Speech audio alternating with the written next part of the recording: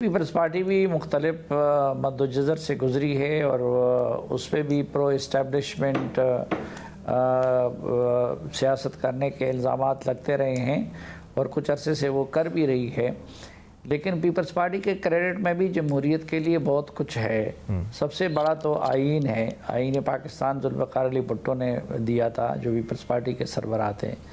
फिर अगर कुर्बानियों की बात की जाए तो भुट्टो साहब को फांसी दे दी गई, बेनज़ीर भुट्टो साहबा शहीद हुई, मुर्तज़ा भुट्टो को मारा गया।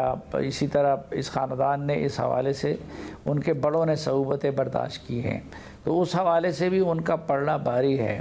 फिर 18th अमेंडमेंट वो एक अलग कारनामा उनका समझा जाता है, अगरचे आप कुछ लोग उस पर मोतरज़ भी हैं या उनके कुछ पहलुओं को रिकन्सिडर भी किया जाना चाहिए, लेकिन मजमूई तौर पर उस पर पूरी मुल्क की सियासी क़यादत को अगर आइन के बाद किसी ने इकट्ठा किया है तो वो पीपल्स पार्टी ने किया है।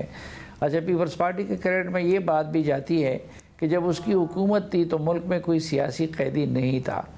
अब इस तनाजुर में अगर देखा जाए PTI को, तो PTI अपने क़याम से लेके ये अदम एतमाद के दिन तक वो प्रो इस्टेब्लिशमेंट जमात थी।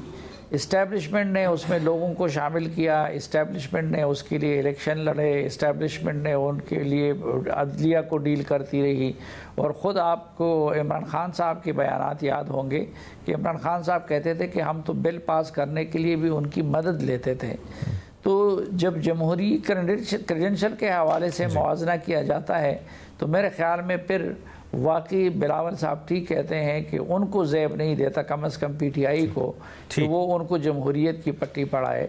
कोई और पट्टी पढ़ा सकते हैं, मसलन बदनवानी का मामला है तो उस पर एतराज़ कर सकते हैं, किसी और हवाले से कर सकते हैं, लेकिन जमहूरियत पे मेरे ख़्याल में उनकी बात ये दुरुस्त है कि PTI को ज़ेब नहीं देता कि वो उसे जमहूरियत की पट्टी पढ़ाए।